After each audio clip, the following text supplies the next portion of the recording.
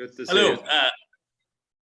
Thank you so much, Your Excellency, for joining us. I'm going to quickly introduce the ambassador, who's our today's speaker for the program, to our audience very quickly, before we deep dive into a conversation about diplomacy and peacekeeping in the 21st century. His Excellency, Mr. Krzysztof Szczerski has served as the deputy to the Sejm of Poland from 2011 and 2015. An Undersecretary and Secretary of the Chancellery of the President of Republic of Poland, Andrzej Duda, in 2007. He was appointed the Undersecretary of State in the Ministry of Foreign Affairs in Poland. Next, he was the Undersecretary of State in the Office of the Committee for European Integration. He was a member of the Civil Service Council to the Prime Minister in 2009 and 10. Later, he was elected as the deputy to the Sejm of Poland from Law and Justice list. In 2015, he was appointed as the representative of the Polish Parliament in the Parliamentary Assembly of the Council of Europe, after which he was appointed Secretary of State at the Chancellery of the President of the Republic of Poland. From 2017 to 2021, he served as the Chief of Cabinet of the President. And in January 2021, he became responsible for the establishment of the International Policy Bureau of the President of Poland. And later in August, very recently now, August 2021, he started his term as a permanent representative of Poland to the United Nations. His Excellency also received his PhD in 2010 for his dissertation entitled The Dynamics of the European System, which is of great particular interest to me because I study international groupings. Hopefully we'll talk a little about that. And his dissertation won the award of the Prime Minister.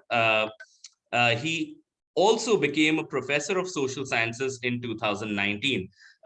Ambassador, with wearing so many hats, being an academician, being a practitioner of public policy, of diplomacy, I think you could have been the only ideal person that we could find who could talk to some of the folks who are interested over here to, explore our research agenda, which focuses on public policy, diplomacy, and sustainability. So thank you so much for that. And let me welcome you to the GPOTS Fellowship, and over to you, Ambassador.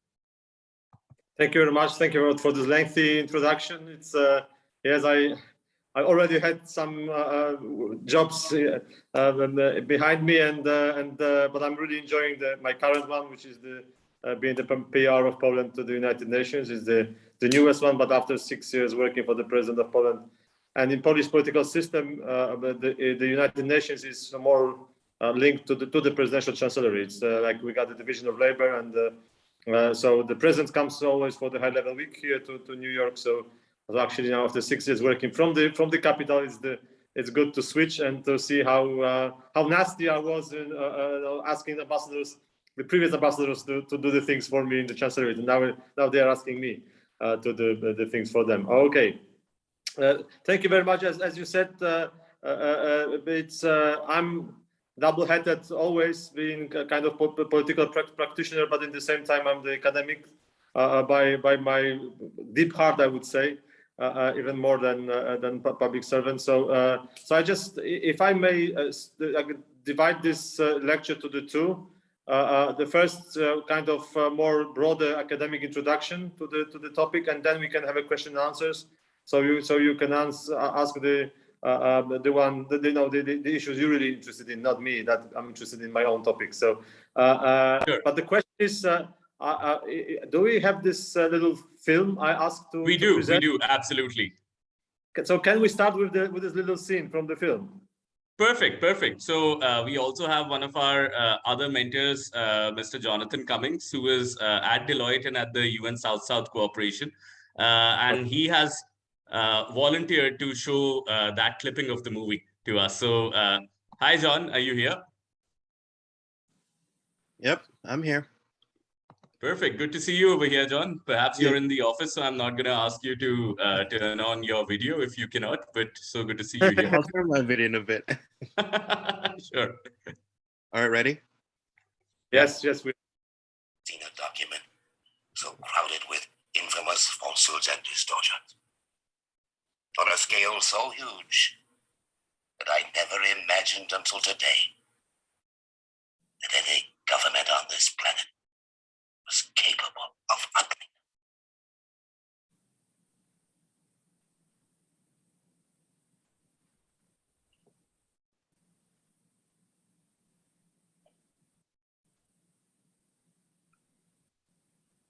Mr. Hall, go.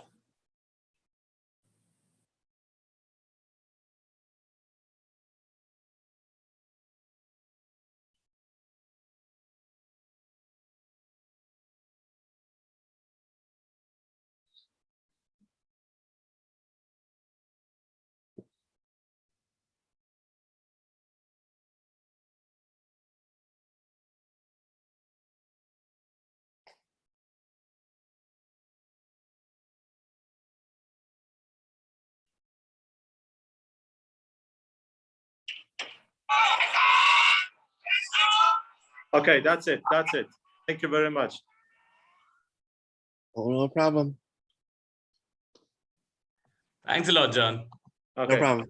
Thank you very much. I just wanted to. This is the scene from the very famous movie Tora Tora Tora of the 1970s. So probably most of our actually listeners has never been, has not even been born when the film was made.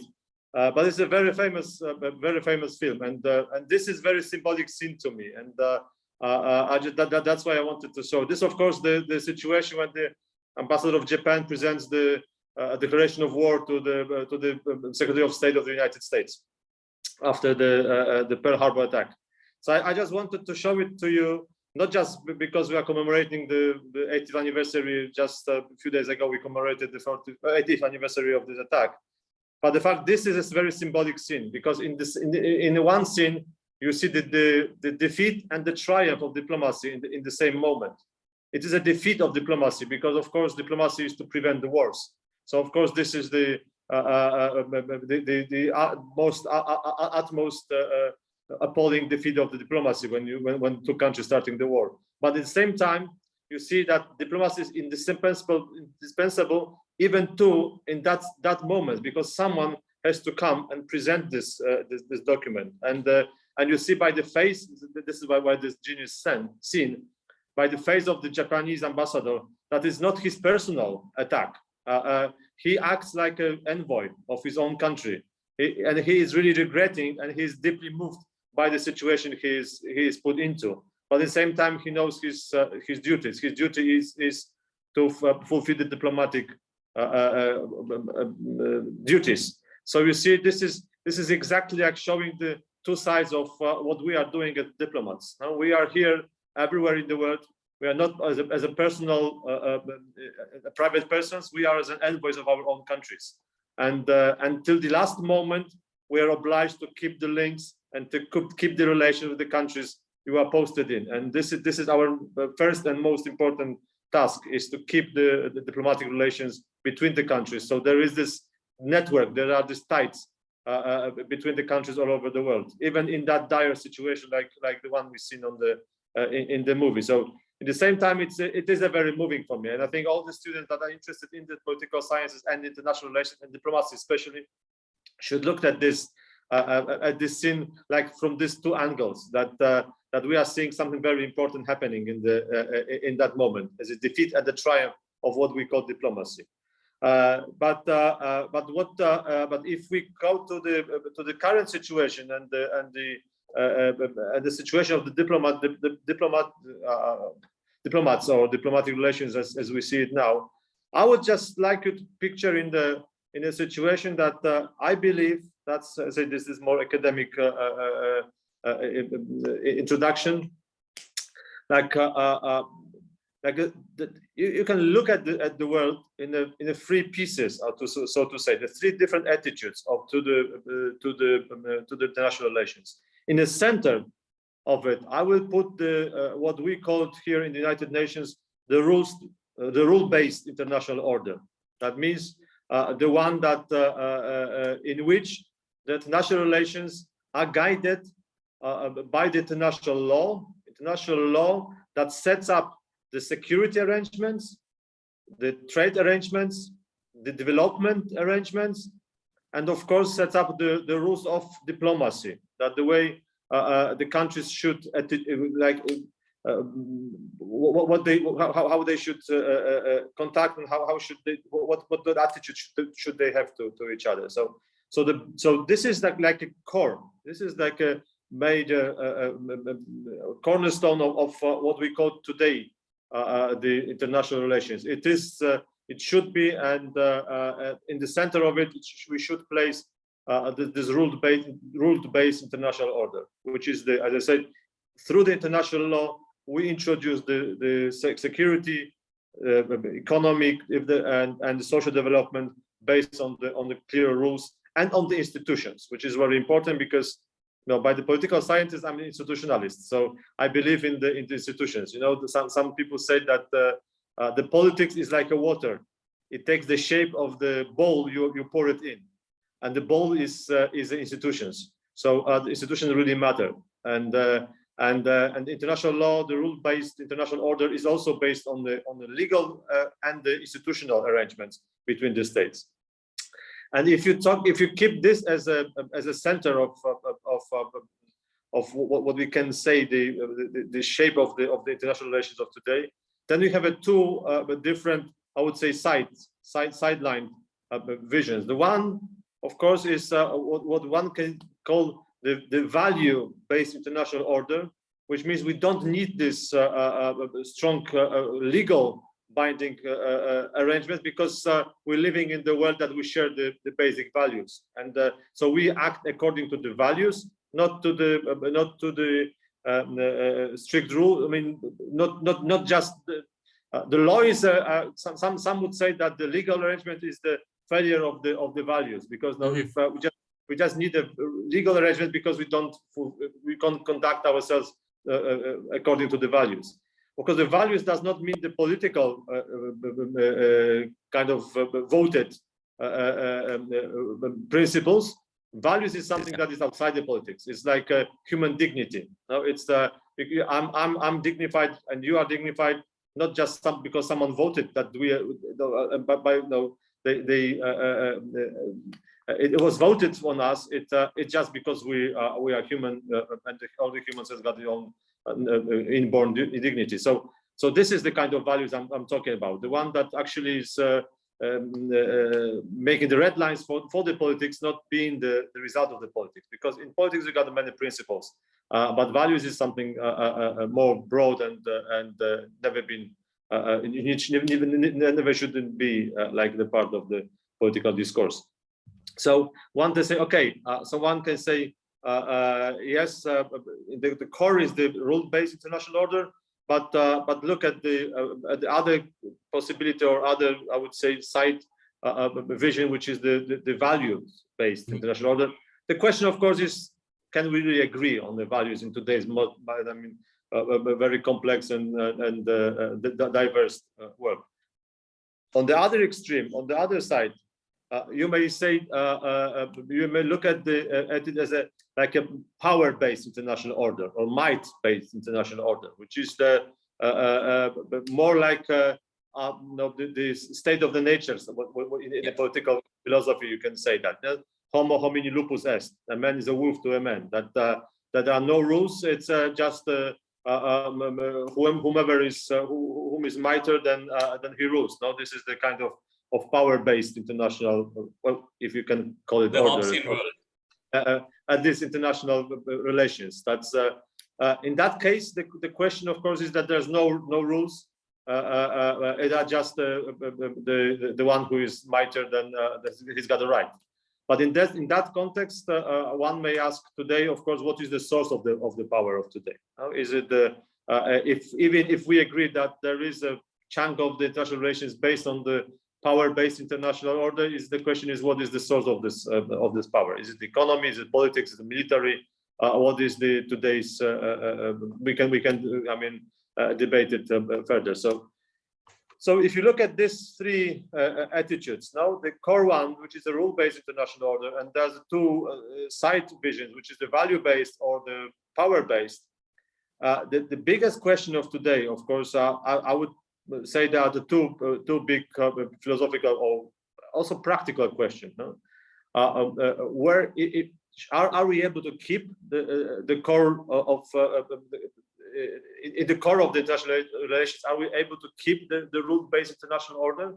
And are our institutions strong enough, and also to execute the rule-based international order? And if not, where is the where we are looking for a additional source of legitimacy, additional source of this orderly based relations? Are we looking to the values more, or are we looking more to the power? And I think what you see also here in the United Nations, the way the countries act and the way it's evolving.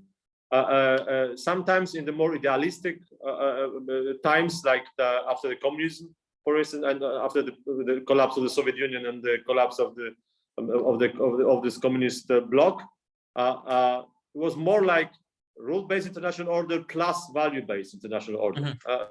If you look at this charter, the Paris Charter of the New Europe, which is a purely fantastic idealistic document, which was adopted by all the countries. If you look at the Fukuyama concept of the end of the history, it's purely vision that there is the rule-based international order will be somehow empowered by the value-based international order, and the values will be defined by the liberal democracy and the market economy and all this kind of Western vision of the social relations. So there was a time when those who want to defend the rule-based international order looked to the values more than as a kind of additional source of the legitimacy for the system. I believe, and my thesis would be that in today's world we are more see the tendencies to somehow combine the rule-based international order with the power-based international order, and so we are actually so we see the countries and the different states to act more, I would say, straightforward, I would say egoistically in the international system, because they looked at it through the lenses of the power-based international order, even if they still are incorporating in the institutional base, in the rule-based institutions, and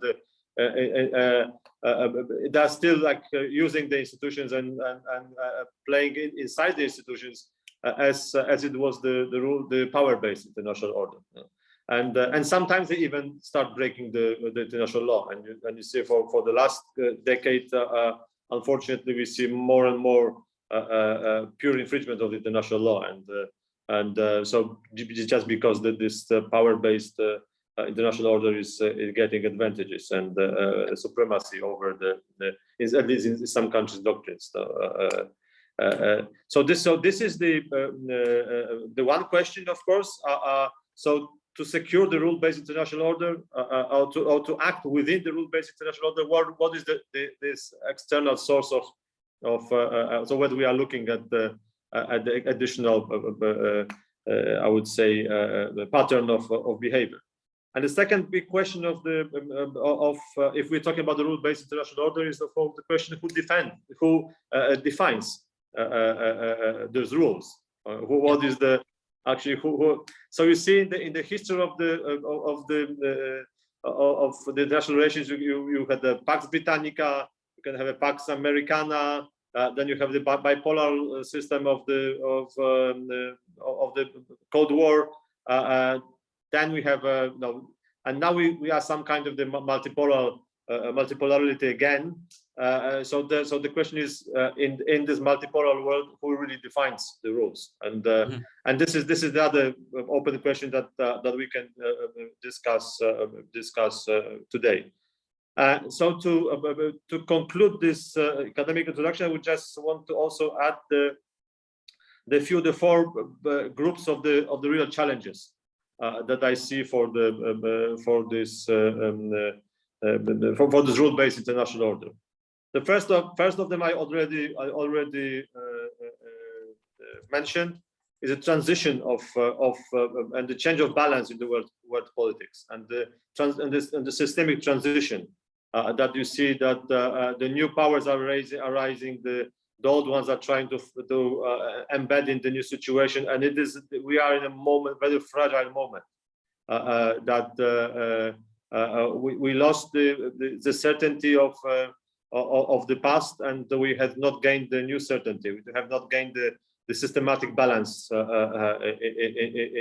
the world politics now. So we are in a moment, we are observing the moment of struggle, and we know that the new kind of system will appear from what we see now, but we still don't know what will be the result. In that sense, as I said, what will be this balancing between the power-based and the rule-based international order, or are we be able to come back to the values-based international order?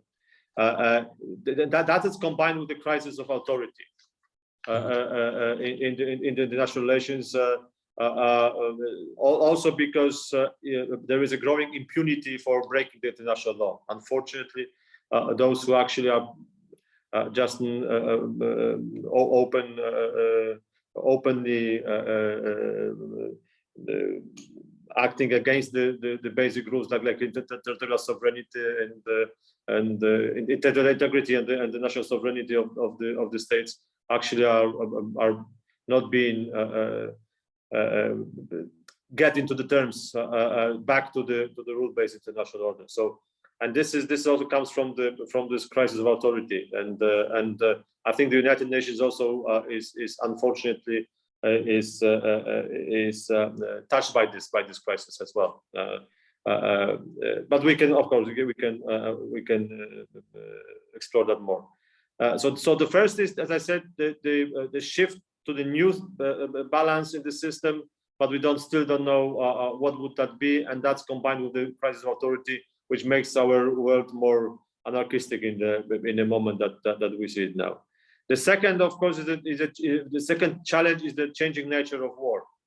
Mm-hmm. I mean, because all the rule-based international order was also based on the clear definition between the peace and war.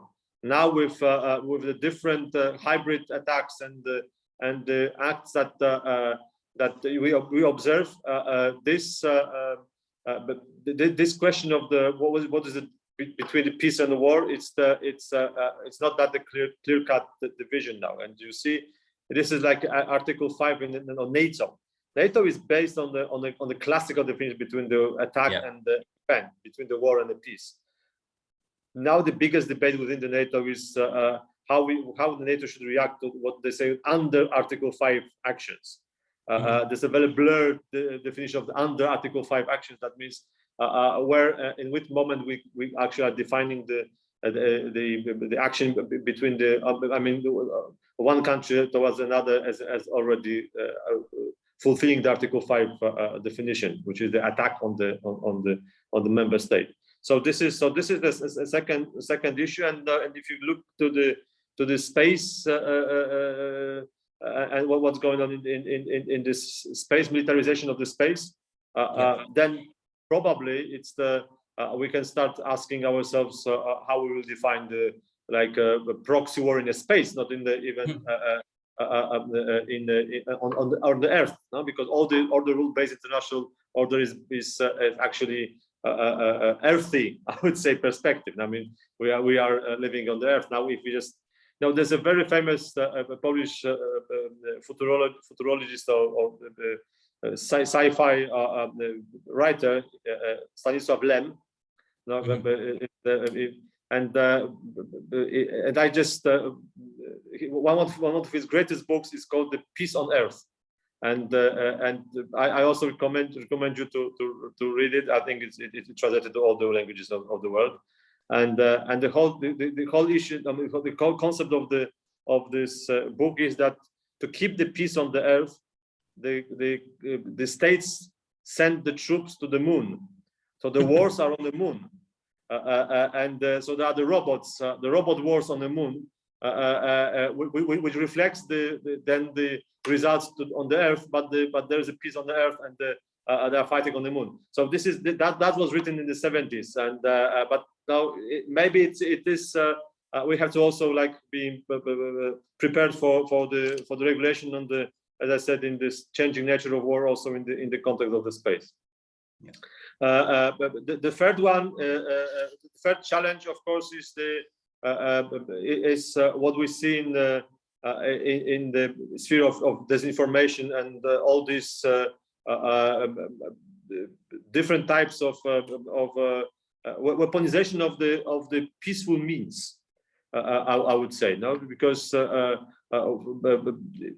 for many years since its creation, the internet, all this media and social networks was supposed to help and to work for the closeness of the people, for making the network, the global network that, as some of the political scientists also dreamed it will come out as the kind of global governance. Now we see the weaponization of these capabilities, weaponization of the social media, weaponization of the, also domestically, saying openly, in the political kind of domestic fights, but also international. No, and what was supposed to be the source of the information, the source of the understanding, is now the source of disinformation and the source of hatred and all this strange political actions that coming out from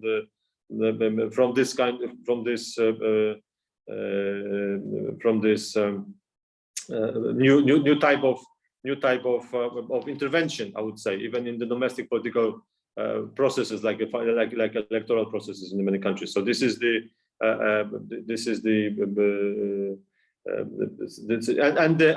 fourth one, I would say, is the unfortunately most of the conflicts of today are ending up in the kind of frozen hybrid situations. We got many countries in many pieces of the world now being in the sort of temporary situation, no? And the map of the world, as we see it, divided between the states, is a kind of more and more nowadays being, so to say, academical or theoretical map of the world. No? Because in so many parts of the world, there's no real government, or the other hybrid situation of the frozen conflict that which gives the ground for terrorist networks and all the other menace in the world, because it's no longer that the world is divided between the states. So there are so many parts of the world that it's ungoverned, or is a failed state, or is a hybrid situation, or is a frozen conflict, and that makes the situation even more complex, I would say, so that's my maybe not the most I would say encouraging picture of what we see today, but you know, it's while working in the United Nations, that this is what is one of the most fantastic gains you got, is that you certainly get a global perspective, and you see that around the world, and you see that the situation in your country maybe is not the worst in the world, that maybe the challenges you are facing is not the really parts of the world that are in the absolutely the drastic situation, and we have to really look at them if we want to really follow on with this rule-based international order and institutionalized relations, which is as I say, as I understand the topic of our today's discussion. So that was my broad introduction to the topic, and I'm really happy to get into details or in depth into some of the issues or the current the problems that you would like to discuss with me. Thank you very much. Thank you so much, Ambassador. And I would probably be a little greedy here and start with a couple of my questions, and then invite some of our attendees to raise their hands and ask their questions, introduce themselves to you as well. So, Ambassador, you talked about a number of very interesting things, and you started talking from the perspective of institutions. And I've been doing some research on how much institutions have been able to play a role in bringing about cooperation between nations. And we have different models. For example, in EU, in Europe, we saw institutions play a very strong role in bringing all of the EU countries together. On the other hand, if we look at ASEAN, they don't really have a supranational institution. And we also have other examples of global coalitions which are governed by these supranational institutions, but they did not really lead to greater regional integration, or they did not lead to greater cooperation. So for example, if I look at SARC, being honest, it was an institutional attempt, but then it did not really lead to greater cooperation in the South Asian region. And that's why I sometimes wonder, are institutions really helpful in bringing about greater cooperation? You see, that's of course that's a fantastic question, and we can have like a tens of hours of seminar on that.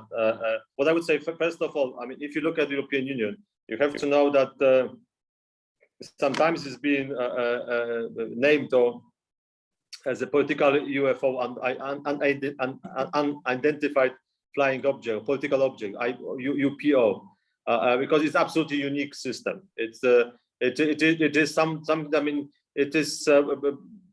I'm always against simple transfer transfer from one system to another, because that's what's happened in Europe is a unique. Also in the if you look at the history of Europe, right, unfortunately only came out from the ashes of the Second World War, and that's that probably this shock was strong enough to start looking at each other in a different way, because that's a unique also in the history of Europe, but this is also politically a very unique situation. And one said, from one perspective, you can say this is one of the best examples of the globalization. So the interdependence came from the globalization. But the other side is also the European answer to the globalization, because so we have to defend our own market and our own kind of the social against the globalization. So we have to be bigger inside. So this is a very unique. So it is not transferable, and you cannot compare the experience of the European Union to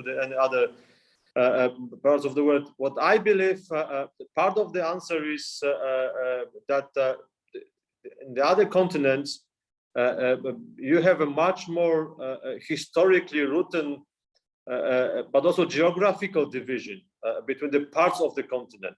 And if I just talk to my African colleagues, they said, okay, we got the African Union, but at the same time, for us, the most important are regional, intra-regional arrangement, like Great Lakes, because this is or Sahel, because this is our natural environment. Africa is so different. It's so divided internally, I would say multi-faced, that you cannot really create the political platform that gives you the same political program or development program for the whole Africa, because the problems of Sahel are completely different than the problems of the Great Lakes. So, in Europe, we are very divided between the little nations, but at the same time, we are living in more or less the same conditions. Now, Europe is a very interesting continent, but still it's the kind of compact in a sense of the natural, I would say, environment. The same comes to the Latin America or to the Southeast Asia. I believe to find out the common platform, also to the issues, when you got so many different, I would say, historical, but also geographically, like perspectives. No, the one looking to the South China Sea as the main issue for them, because there are the coastal countries. There are some countries that are landlocked. There are some countries that are, main of their activities are to trade and within the continent. So this is it's a bit different. But of course, you can see the phenomena of at least of the endeavors, which is the universal, that in many of the parts of the world there are tendencies, trends to create the multinational cooperation, which I believe is also the future, but it should be tailored to the situation of the given continent. It cannot be really looking at as a European Union as an example. It's not an example. It's it's actually just the opposite. It's the unique species of the absolutely. Absolutely. Thank you so much for that. I'm gonna roll in two questions in my second question, and after that, I know Ishan. Do you want to go ahead with your question first? I can come back later. Yeah. I'm first of all, Ambassador. It was the first 20 minutes of your talk were so. To give you an introduction, I am an assistant dean and professor of environmental law, and the first 20 minutes of your talk were absolutely incredible. I mean, there's so much that you have said that makes practical sense, but I haven't thought about it. And when you said it, it felt like that is the obvious truth, and this is the obvious way to look at things. So thank you so much for such an engaging way of putting things that are obvious but are not noticed otherwise. So thank you so much. I actually have a question which stems from the Torah clip, and also given your diverse and extensive experience in the diplomatic field. A lot of the times, diplomats are seen as the negotiators plus, humanitarian peacekeeping messengers and so many things that we think of in terms of the one-way conversation that happens from the state of origin to the state to which communication has to be made. How big of an impact does the personal opinion of a diplomat make on the origin state and conveying a message back to the original state? Does it have a lot of wriggle room? Is it restricted to specific points that you have to deliver, or does a diplomat also have the convincing ability to get a message through and change the opinion of the origin state, or the state which is being represented to their own government, right?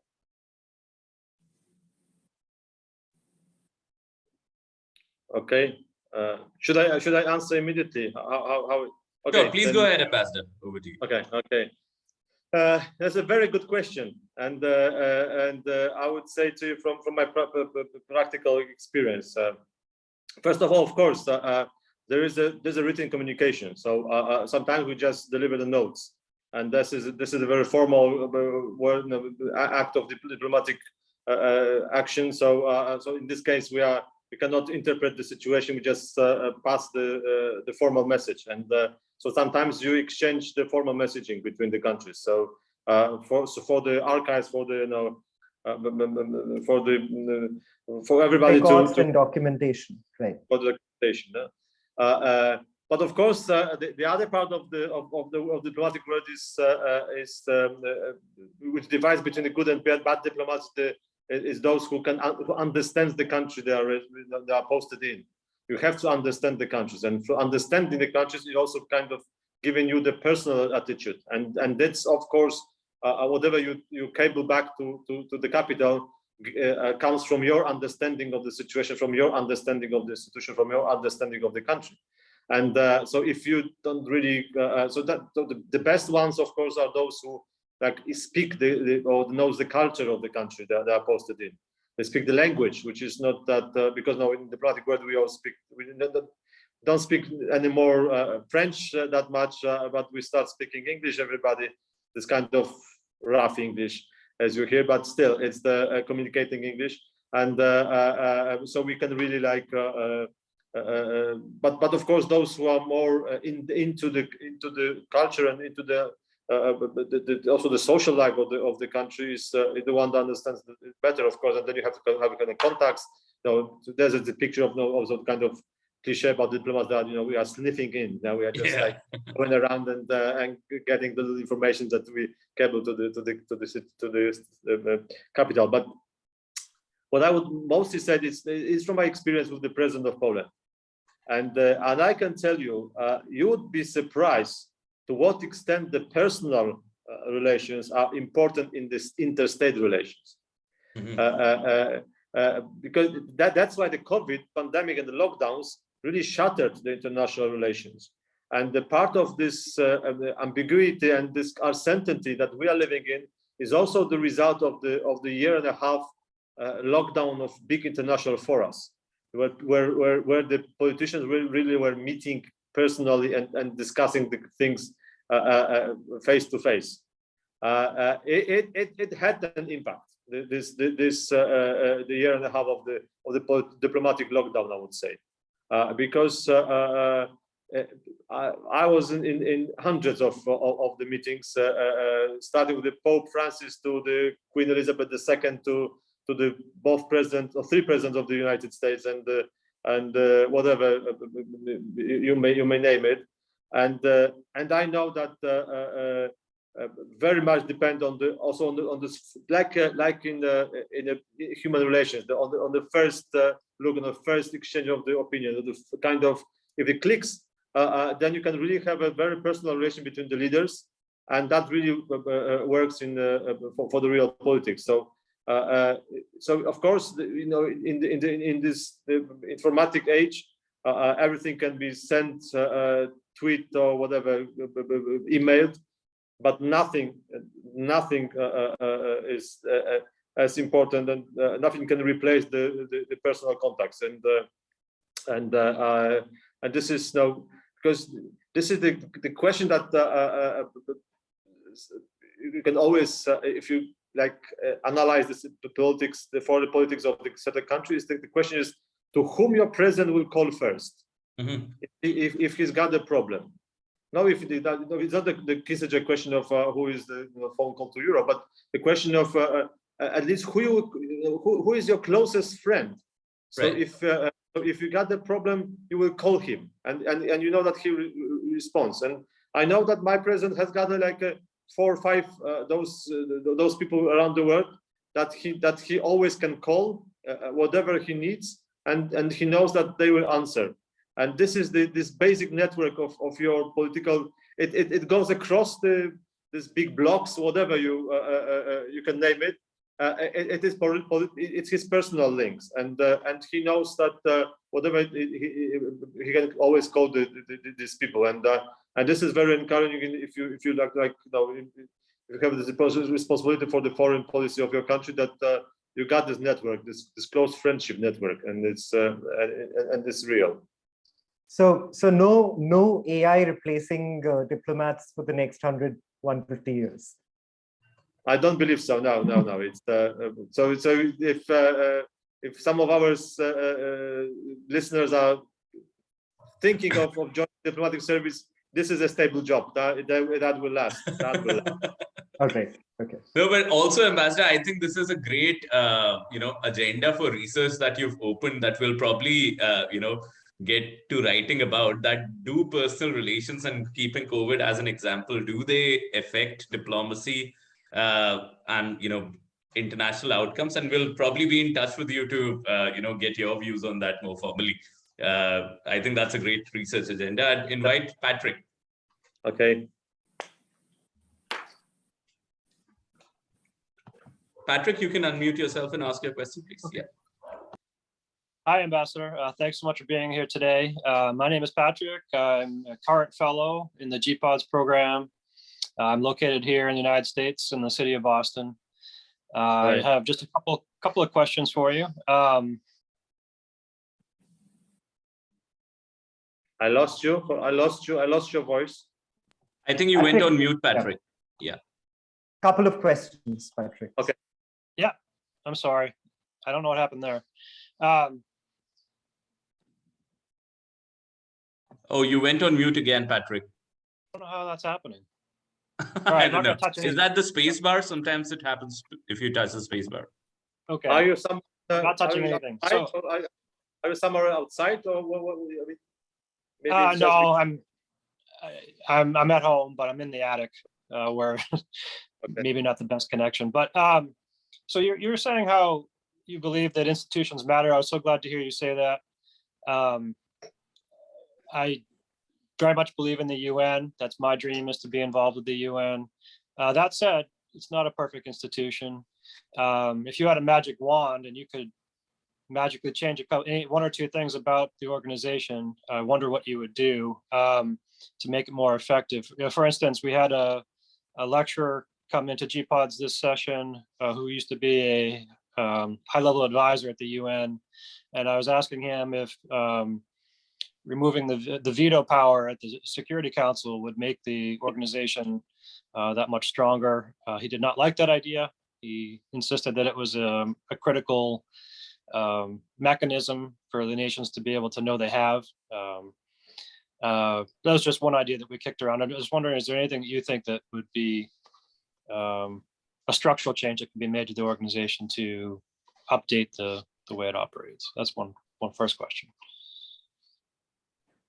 Okay. But of course, no. This is an old UN joke that we have the 76th anniversary of the establishing the United Nations and the 70th anniversary of starting to reform it. And because now from the very beginning, you got this question of especially on the core issue, of course, which is the reform of Security Council, and which of course was even more like important today, because you see now the whole UN system reflects the post-Second World War situation, with some kind of adaptation, but still the kind of hierarchy of the countries and division of the regional groups are coming from the post Second World War era. Now Poland is we are the member of the East European group, for instance, because we are in the Soviet bloc. So we are together with Russia and Kazakhstan and other countries. Oh, Kazakhstan is not ours, but kind of at least we are in the post-Soviet, I would say, grouping of the countries, which in fact we do most of our work with the US and the European Union group of the countries, which is a completely different.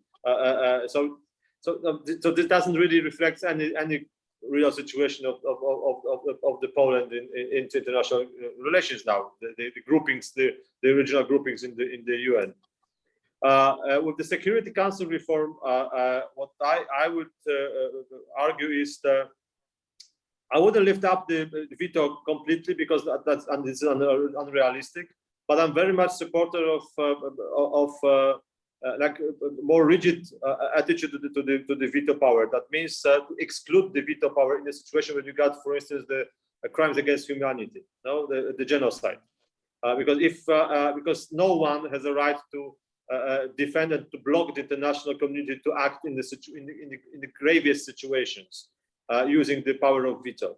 So if something like reaches the level of the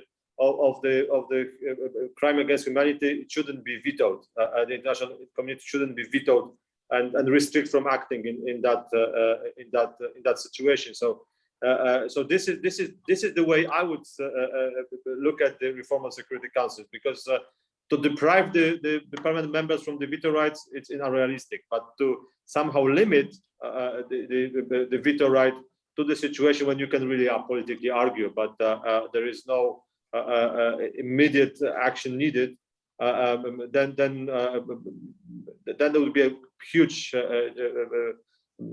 change in the institutional change. And the second issue, what I believe, and Poland also believes it, that at the same time we're limiting the veto power, we can also broaden the scope of the topics that Security Council may discuss, including what is now very much discussed here in the United Nations, the question of climate impact on the security matters, for instance. Absolutely. Yeah, in many, because one of the, as we said, the change, as I said about the changing nature of the wars, the wars over the natural resources would probably be more and more, unfortunately, more and more possible in the coming decades. So Security Council shouldn't be that conservative in saying, "Oh, this is not our issue. This is the environmentalists. It's not the security issues." No, it is a security issue nowadays, and so you see, this is the two attitudes I would say to look at the reform of the Security Council, limiting the veto and broadening the scope of the issues that we reflect as the security matters. Excellent, thank you for that. And just my second question, real quick. few weeks ago or so, Poland was dealing with a real crisis situation on its border with Belarus. I followed quite a bit in the news where Belarus was more or less weaponizing immigrants, sending them to the border. Really, really tough weather conditions. I just was wondering what it was like for you and your team to deal with that crisis and how you had to process that. Well, thank you for the question, for asking that. It was really difficult situation from many perspectives. First of all, the scale was not that big. I mean, we are talking about 2,000-3,000 of people. So it's so if you look at the scale of the migration, also the forced migration in the world, it's not that huge. But what was the most important of this? It was that we had to act in a way that will stop it to become the paradigm, the pattern of the authoritarian countries to act to conduct the hybrid attacks on the others. So because the whole situation now, if you are aware that as Patrick is, there was the Belarusian authority regime issued a visa, organized the trips to Minsk for the people from the Middle East as a tourist, and with the promise that they will be put on the border of Poland and pushed to the border of Poland. So if they only can cross this border, then they can apply for the German visa, because of course they didn't want to be in Poland; they wanted to go to Germany and France. So from the legal point of view, they were the tourists. So they had no, I mean, there was no migration law or any sort of humanitarian law which was applying to them, because they were legal tourists with the visas, with the flight being paid and by themselves, of course. And formerly they were on a vacation in Minsk, in Belarus. And then they were pushed to the borders, and of course they said there's no way back. So you have to either stay in this frozen forests for a winter, or you have to like cross the border by force, and just to of course we have to protect the border. So that's the situation that can be used in any part of the world. That the country can invite people, push them to the border of another one, and create the hybrid threat to this country and its territorial integrity, because you don't know who is in this group. It may be terrorism, it may be really like a militia or whatever. So you cannot really just open the border and get people into your country. So this is that's why this situation was so important to be answered in a I would say consensual way from the international community, and we did it. And that's, I think it's so far now it's getting less troublesome, because I think the solid answer from the international community, like backing Poland and Lithuania in that case, showed a clear signal to the Eastern regimes that it won't work. And so we hope that finally it will be settled, and all the questions of humanitarian aid for them should be asked to the Minsk, because they are on the soil of Belarus nowadays. And we even tried to send them humanitarian convoys to get the people, to help these people, but Belarus closed the border, so they did not allow our humanitarian convoys to cross the border. So they are actually locked now in the land of Belarus. Some of them came back to what they started this trip to. Some of them are using the other routes, I would say, but the whole situation was artificially made, and as I said, it was a weaponization of the human beings, and what is also important to understand, that this also shatters the whole question of the migration, because you can always, because this was the false migration, that was a kind of artificially organized, but there are real migration crises even in Europe. So by showing that you can weaponize the migration, it can also send the pretext to the other countries to deal with the real migration in the way we had to deal on our eastern border, but that was not a real migration. So we have to know this was not the question of migration. It was a question of hybrid attack. Mm-hmm. Very interesting. Yeah, thank you very much.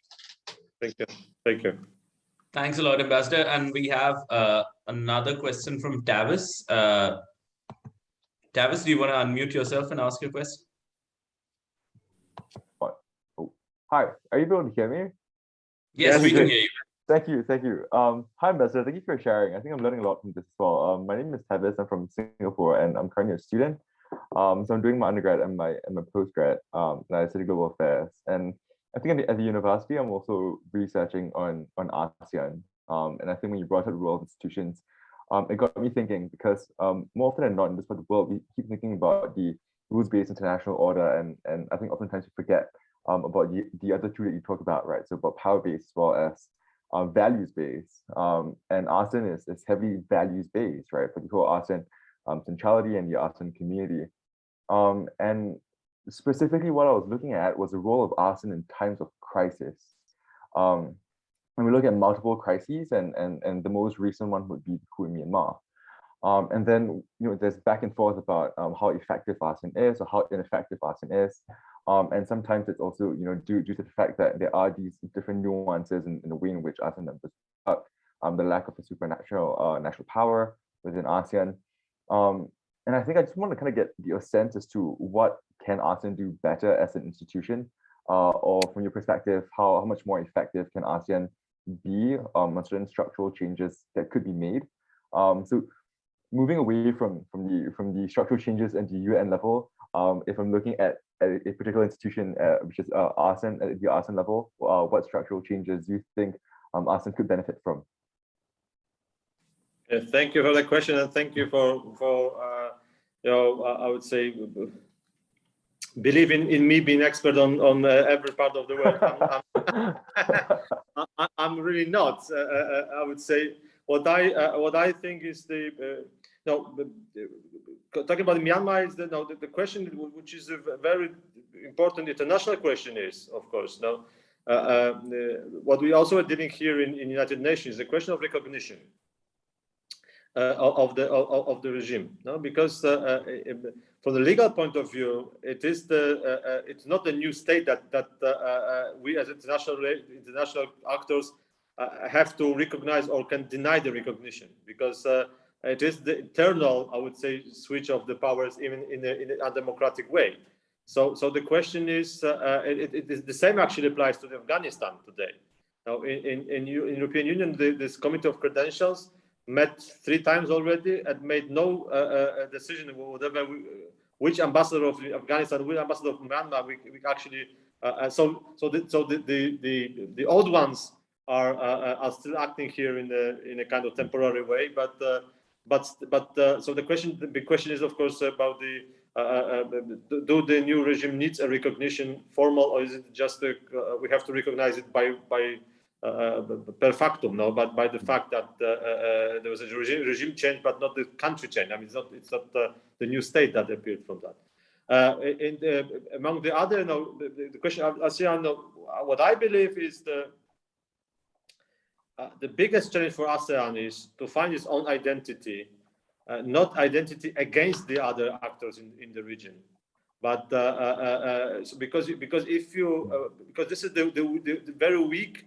I was a platform of cooperation. If all your actions are somehow being like a secondary to the biggest actors from outside. So the question is, I mean, do you find ASEAN is finding its own identity, the real group, these countries, and the second is, of course, as I said, the question of authority, which. Because you really need also the personal authorities, the one that you can, like was Angela Merkel in Europe, for instance, and I know presidents of the United States always will be the leaders of the NAFTA, and some to the country like Singapore, for me, I mean, this is undiplomatic to say, but Singapore is the country that can be be a kind of point of reference. No, it's being the center of the region and being kind of the country that's got the long tradition of being balanced in international issues. So this is the 2 issues I would put into the reflection. One is what is the real identity of the ASEAN countries, the genuine one coming out from the region. Like Now, we recently, I just tell you one more story. We recently created under this President Duda in the Central Europe what is called the 3 Seas Initiative, which is the cooperation between 12 countries between the Baltic Sea, Black Sea, and Adriatic. This is 3 Baltic states, 4 Visegrad states, Bulgaria, Romania, Croatia, and Slovenia, and Austria. And when we started this cooperation, people said, I mean, there's no way you will find the identity for another regional organization within the NATO and European Union. I mean, what are you looking for? I mean, you are all your countries are in the European Union. Most of you are in the NATO. So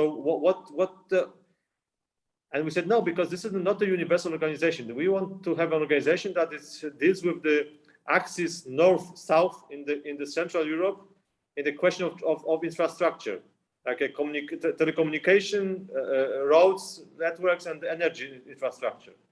And so we got 3 very defined purposes of this organization, and it's already like starting 2015, and it's one of the best like flourishing now and developing organization in Europe nowadays, because we got a very clear defined topics.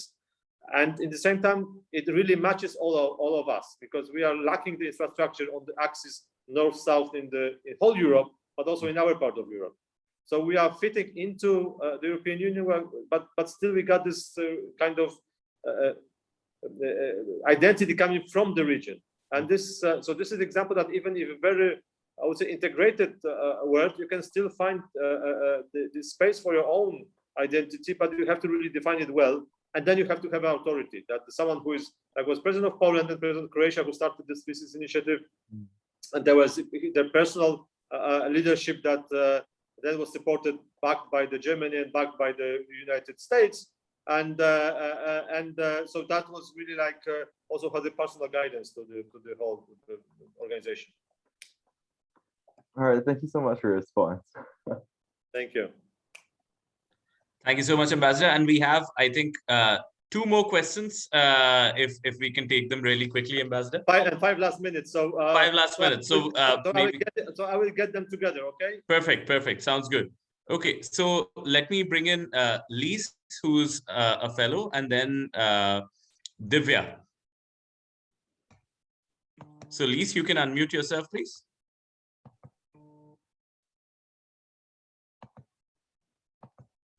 Okay, yeah, hello, over to you, Matt Lise. speaking. Hello, thank you very much for your time, Mr. Ambassador. I have a question for you. It's more about the position of Poland on a specific subject.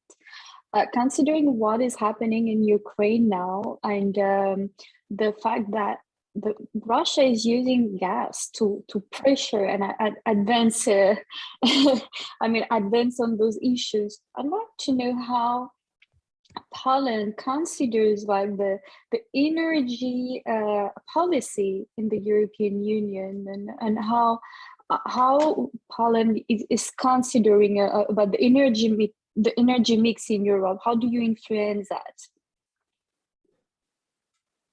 Okay.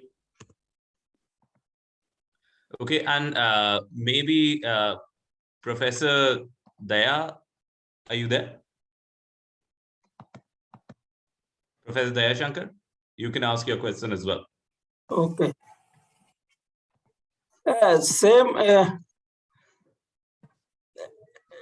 Hello. Thank you, Professor Chaturvedi. Same type of question I wanted to ask. What are the effective role of neighboring country around Ukraine to reduce the tension between 2 superpower, US and the USSR? I think same type of question. I would like to know your views. And I think, Ambassador, we have a question from Divya over here, who's asking about how do you think gender inclusivity and diversification can help impact the global environment and policy making at large? So yeah, that's it from our side. Okay, thank you very much. Just the professor, I just say that thanks God the USSR don't exist, does not exist anymore. So and I mean, the very good news for today. But still, some are still not really getting terms with that. So, also in the Kremlin.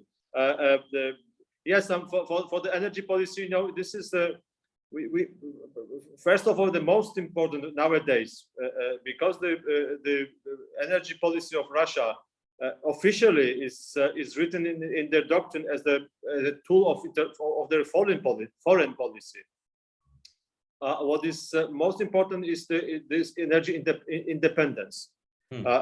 So trying to diversify your energy mix in a way that it helps your independence rather than dependency. So I'm sometimes surprised to some of the countries that are transforming their energy policy to the energy mix that it's make them even more dependent of the foreign sources. I mean, you have to try to find a balance between the proper green mix, but also building on your independence.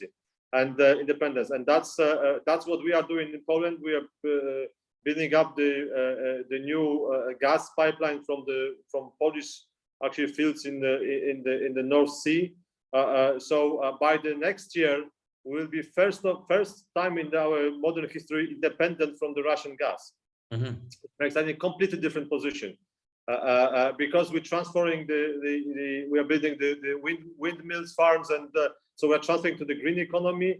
Then we got our own gas resources, and then we will probably introducing also the atomic energy production to replace the coal. So we are, and this is the way.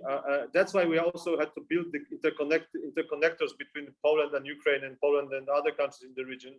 So then, when we get the status of being independent, then you can be also the source of the stability for the region. And we did it with the Moldova, which had recently the crisis with Gazprom as well, and we will do it for the Ukraine as well. If only we can be able to get to the point when we really be able to be independent ourselves. So we are not pouring the Russian gas from Poland to Ukraine again, but pouring the other gas. So this is the thing. And with the Ukraine of today, the most important answer is to build up your own resilience. It's look what happened. After 2014, when the Putin attacked Russia, attacked Ukraine for the first time, they got this Crimea and the eastern. What was the NATO answer? They established the NATO presence on the eastern flank. And some people then was saying to us, don't do that because that will only get the things worse, because Russia will have to, that's the kind of spiral now, the kind of, what was the answer? There was no one. I mean, since 2014, there was no other occupation or attack in our region, because the answer was the resilience and the deterrence and resilience by the NATO. So today, Russia is trying to do the same. I mean, challenging us and looking what would be the answer of the NATO to the situation.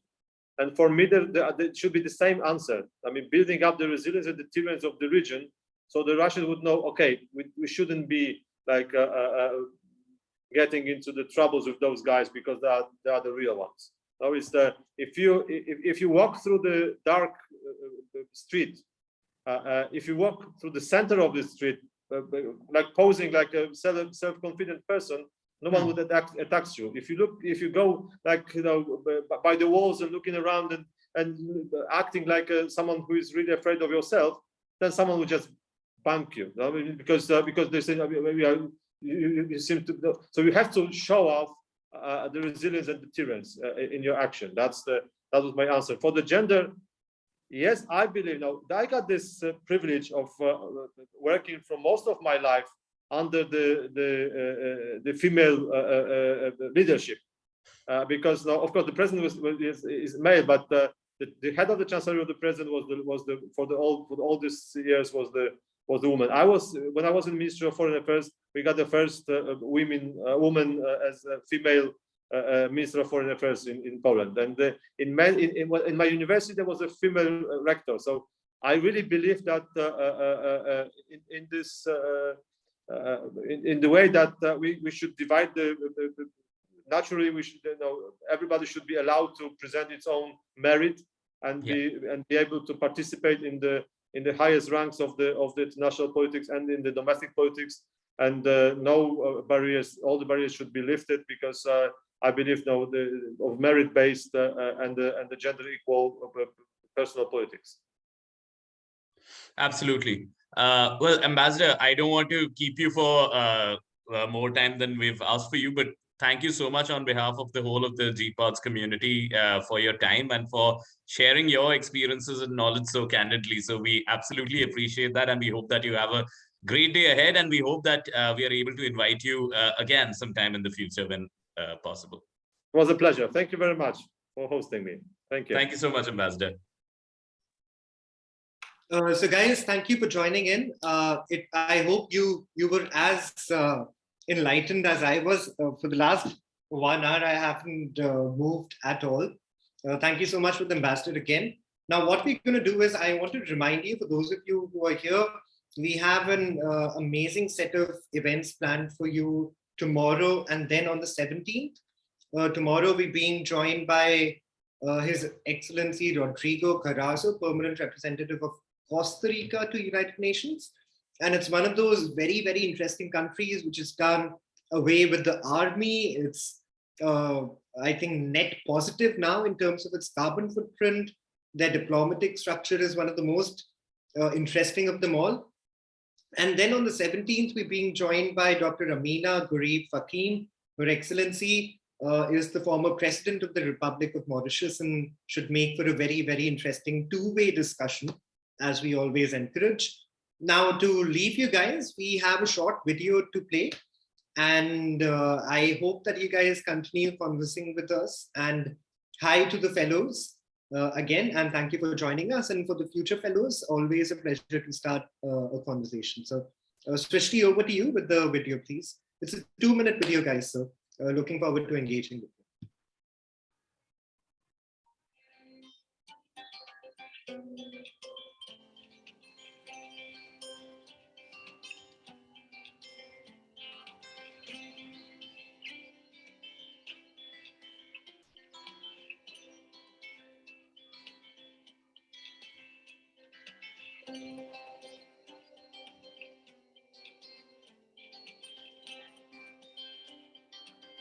GPODS has helped us build such a rich network of professionals who are truly global, and to be able to have such dynamic conversations and learn so much from my peers and be pushed to think about policy and the environment and sustainability in such different ways has been such a gift. I come from a totally quantitative background, and this program has given my mind some great wings. Because I've met mentors from different walks of life and transcending many different avenues of human endeavor.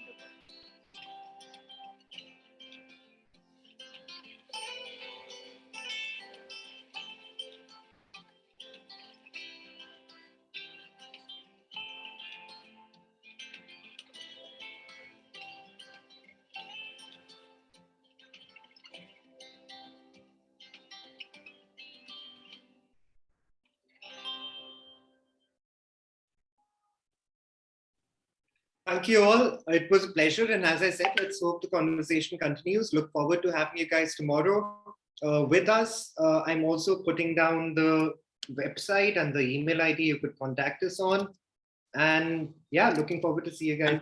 Please do remember that our early round of applications is closing on the 15th. So if you're planning to apply, I'd encourage you to start your application right away. The early application decisions are made faster than the others. So while you have a late application deadline on Jan 15th, I'd encourage you to apply as early as possible. And thank you so much for joining us for this conversation today. Have a nice day ahead. Yeah, I'd just like to mention, if you are planning to apply or someone you know is planning to apply, please do encourage them to apply. Absolutely. We need good folks who can understand and who have the passion to understand policy, diplomacy, and sustainability. So if you think that a friend or somebody you know, a colleague would be interested in something like this, we are looking forward to growing our community with some of the best talent in the world. So thank you so much. Bye-bye. Thank you, guys.